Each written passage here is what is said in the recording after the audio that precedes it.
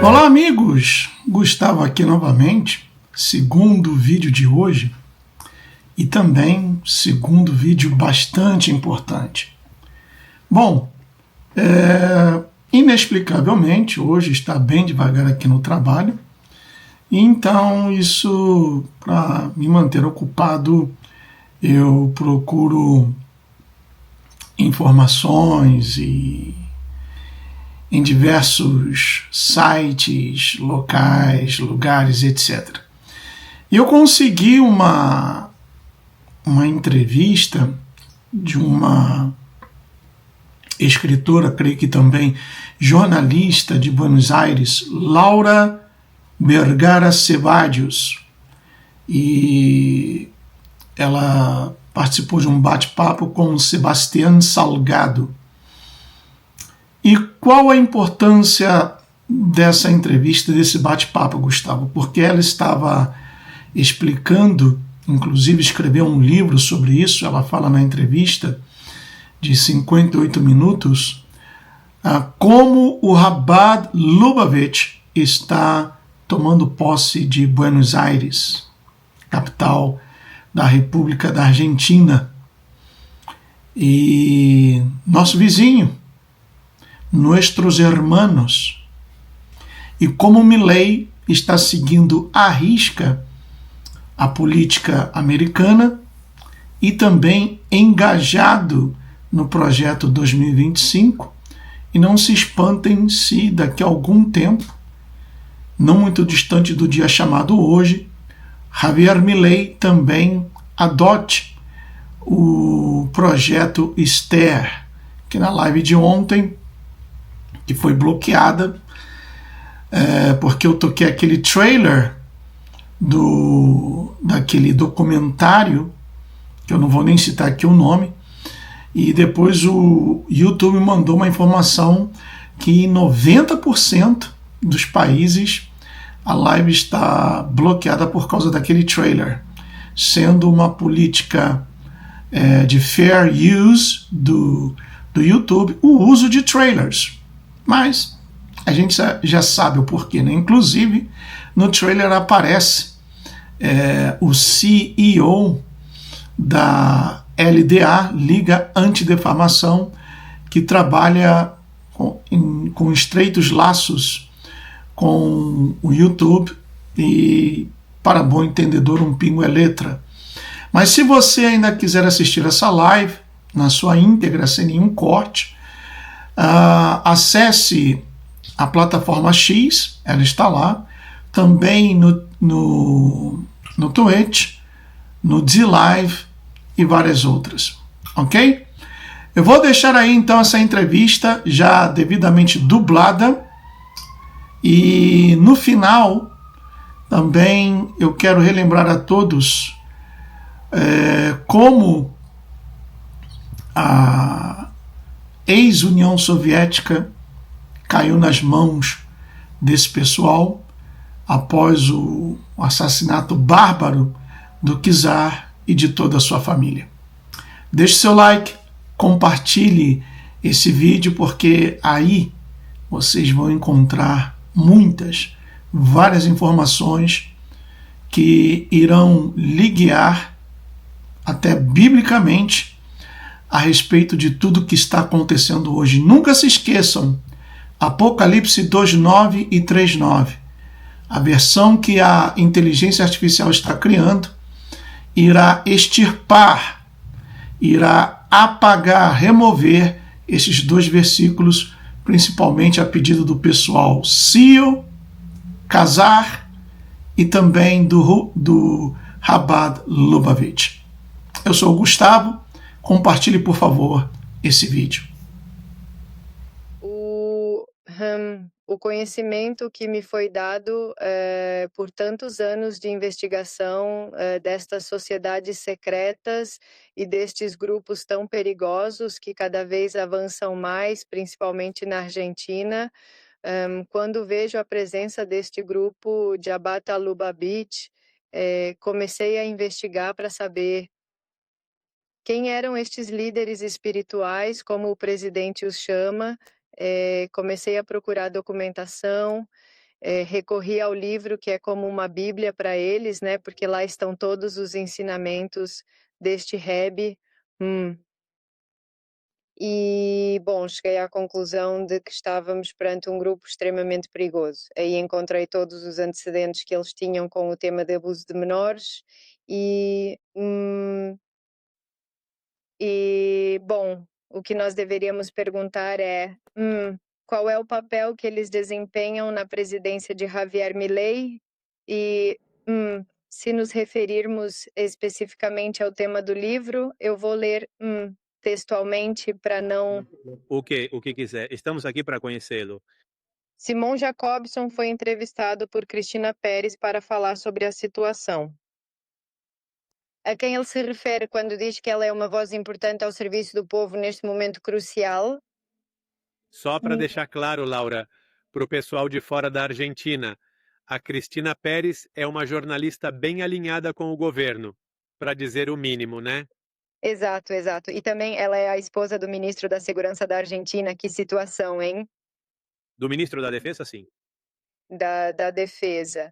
E nessa entrevista, o Simon Jacobson destacou que o Milei tem um papel importante como líder mundial e que a mensagem dele é focada em ser um embaixador da luz e da virtude, principalmente em tempos sombrios. E depois, em outra ocasião, ele diz que em meio à escuridão, há uma faísca de esperança para seguir em frente. O Jacobson disse para o Milei que, como vimos em épocas de escuridão e guerra, devemos ser embaixadores da luz. Não se combate o ódio com ódio, devemos combater o ódio com amor. Isso é totalmente incoerente, porque eles promoveram toda a adesão do Milei ao regime do Netanyahu. E ao contrário de combater o ódio com amor, estamos vendo que pregam o oposto do que realmente são, não é mesmo? Eles vivem de um discurso de luz, de amor, de respeito ao próximo e à vida, mas os frutos que eles plantam e colhem mostram que a conduta deles é totalmente contrária ao que pregam, não é? Quais são as táticas que eles empregam para dissuadir as pessoas de denunciarem abertamente essas ações? Porque, convenhamos, é muito claro, vemos atos semelhantes em outros países, temos vídeos para mostrar, e esses atos justificaram investigações policiais que culminaram na detenção de membros da Chabal Luowicz. É crucial que entendamos a fundo estas manobras. Bem, acho que tem a ver com o facto de serem uns feiticeiros da mente, uns aliciadores da mente. E quando eles conseguem quebrar ou dobrar uma pessoa, é porque recorrem ao conhecimento do ocultismo e do esoterismo para conseguir essa quebra na pessoa que depois vê a sua vontade viciada. Então, a pessoa nesta ou em qualquer seita que tenha padecido ou sofrido um dano desta natureza, espiritual e psicologicamente, fica completamente vulnerável ao abuso e a qualquer tipo de atrocidade que possa padecer ou sofrer, não é? Fica num estado de indefesa muito grande. Esta é uma característica de todos os grupos sectários, o sofrimento das suas vítimas. Então, a pessoa vai perdendo a capacidade de discernir e de advertir que, na realidade, está perante a presença de um opressor em todos os sentidos. Então, isto faz com que o abuso seja fluido e que, de alguma forma, eles nunca sejam expostos, sabe, em todos os atos ilícitos e obscuros que cometem contra a lei. Mas isso acontece a partir da quebra da vontade que essas pessoas sofrem. Por que na mídia corporativa argentina é praticamente proibido falar da Chabal Luowicz? Bem, eu acho que é justamente porque eles respondem aos interesses desta aliança que o presidente tem levado adiante com Netanyahu e estes assessores espirituais cumprem um papel fundamental. Eles também são assessores espirituais de Trump, que se formos podemos ver que estão na mesma linha de aliança com tudo isso que está acontecendo a nível mundial e que está deixando frutos tão malignos e tão perigosos para o destino da humanidade, não é? No caso de Trump, ele publicamente também tem mostrado sua adesão e sua assistência destes membros de Jabhat Lubavitch. De fato, o genro de Trump é um ativo, doador de dinheiro e é membro desta seita, assim como a filha do Trump. Com isso, estamos vendo que as condutas que em algum momento são tão similares entre Milley e Trump deveriam ter a ver com a influência do accionar desta seita, não é verdade? Uma seita que parece ter um poder enorme nos bastidores, que direciona tudo para, o que podemos evidenciar é que não seria algo positivo para o destino de nenhum dos dois países, não é mesmo? E isso nos leva a questionar os reais interesses por trás dessas figuras. Que reflexão te merece o fato de que, neste momento em que estamos falando, estão reunidos na cidade de Buenos Aires? Estou buscando informação, praticamente não há nada, somente alguns avisos breves de que ia acontecer essa reunião. Não há nenhum vídeo por agora. Por que o hermetismo vinculado a isto, se, em definitiva, estão usando um dos espaços culturais mais importantes da República Argentina para um ato de uma seita judaica? Sim. Em primeiro lugar, quero esclarecer que quando falamos de uma seita judaica, não envolve o judaísmo em sua totalidade, não é? Isto é uma heresia dentro do judaísmo. É um grupo que recorre, apesar de se mostrarem como ultra-ortodoxos do estudo da Torá, eles praticam o que é a adivinhação, o espiritismo, o ocultismo. Questões que dentro da Torá estão explicitamente proibidas.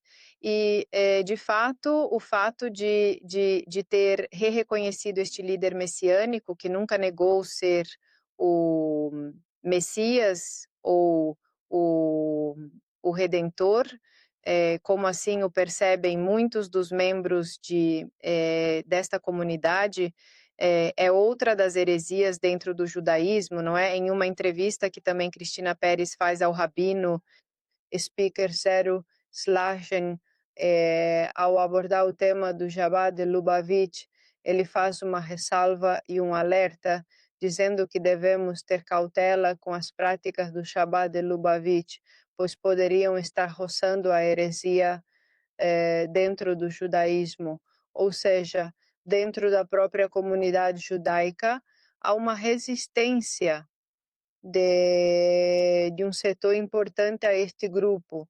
Translation, com o qual não concordam nem partilham, não é? Quanto ao secretismo que você menciona, acho que tem a ver com o facto deles numa questão muito ligada ao que seria a maçonaria, o Deus que eles reconhecem seria a adoração a Lúcifer. E a partir desta crença é que eles se comportam em conformidade, contrários ao que ensina a Torá, digamos. Por isso o seu ódio, por isso o sacrifício de crianças e outras condutas indesejáveis que nunca vão propender para algo bom, nem para algo benéfico para ninguém, digamos.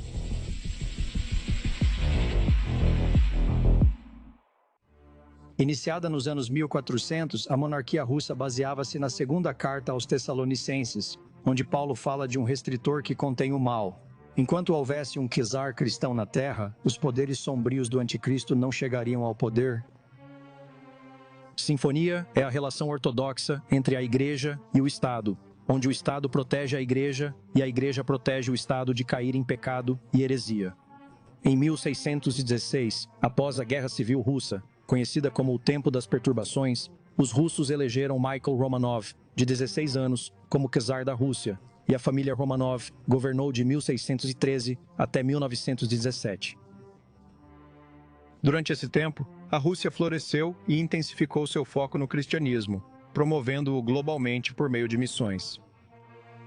Enquanto o cristianismo era a principal religião, havia judeus, muçulmanos e pagãos que eram livres para praticar sua própria religião. A única religião que foi tornada ilegal foi o culto judaico talmúdico, pois as tradições talmúdicas eram vistas como anticristãs e em completa oposição aos seus objetivos espirituais. Essas filosofias anticristãs infiltraram-se no país quando a maçonaria migrou para a Rússia em meados de 1700. Os maçons ensinaram que os valores cristãos tradicionais mantidos pela dinastia estavam desatualizados e impediam a Rússia de competir com o Ocidente. Ideias liberais foram introduzidas, como misoginia, porque as mulheres não podiam ser maçons, o que se tornou tão popular que se você fosse uma pessoa nobre, tinha que ser maçom. E a maçonaria ensinava que todas as religiões podem ser uma só, e portanto a Sinfonia Ortodoxa Russa deve ser abolida. O czar se opôs fortemente a isso, e assim a ideia de revolução foi introduzida. Durante a industrialização dos anos 1800, as fábricas tornaram-se lar de ideias revolucionárias maçônicas. E em 1917, a revolução começou e a família real foi presa. A família foi retirada de sua casa para uma casa de pedra a vários quilômetros de distância, no ponto mais alto dos Montes Urais, chamado Monte Ascensão, e assassinada. De acordo com a narrativa oficial, eles foram executados por um pelotão de fuzilamento no porão, mas segundo as evidências, eles foram mortos de uma maneira ritual muito sombria. De acordo com a investigação da Igreja Ortodoxa, dos próprios assassinos e das evidências materiais, foi isso que aconteceu na noite de 17 de julho de 1918. A Casa de Pedra era conhecida pelos bolcheviques como um lugar onde atos malignos ocorreram no passado. Estava preparada com antecedência, e o assassinato envolveu 11 assassinos e 11 vítimas. O czar, sua esposa, as 4 filhas, o filho e 4 empregados. Acredita-se que o número 11 é baseado nos 11 apóstolos que restaram depois que Judas traiu Cristo. Essas 11 pessoas foram levadas para o porão. Elas foram baleadas nos joelhos e esfaqueadas com baionetas. E durante tudo isso, suas bocas foram amordaçadas para silenciar seus gritos. Em suas memórias, os assassinos escreveram que foi tão terrível que eles vomitavam. Os corpos foram então embrulhados em linho branco, colocados na traseira de um caminhão e mantidos vivos enquanto eram levados para uma área pantanosa fora da cidade. Elas foram finalmente soltas. Foram finalmente assassinadas, sendo penduradas de cabeça para baixo para drenar seu sangue. Foram decapitadas, seus dentes removidos e seus corpos picados em pedaços. As partes do corpo foram parcialmente dissolvidas em ácido e depois queimadas. Ovos foram fervidos, polvilhados com cinzas dos linhos queimados que estavam embebidos em sangue real e consumidos na cena do crime. A cabeça do czar foi colocada em um jarro, preservada em álcool e enviada para Moscou. Nos anos 1920, os diários da família Romanov foram lançados pelos bolcheviques. Eles mostravam que o czar era um homem honrável, altamente inteligente em assuntos políticos e um cristão devoto. Como parte do ritual, isso trouxe vergonha para o povo russo que estava voltado contra o czar através de propaganda marxista. O sistema da Reserva Federal, os Rothschilds e a Mesa Redonda Britânica se opuseram ao czar e às políticas cristãs tradicionais que ficaram no caminho de seus planos de dominação mundial. E muitos russos veem o assassinato do czar Nicolau II como um precursor necessário para a nova ordem mundial, que começou a proliferar após sua morte. O Tsar Nicolau II agora é santo na Igreja Ortodoxa Russa, e milhões de cristãos ortodoxos russos acreditam que precisam se arrepender por permitirem que a dinastia fosse destruída. Reportando para InfoWars, este é Greg Rice.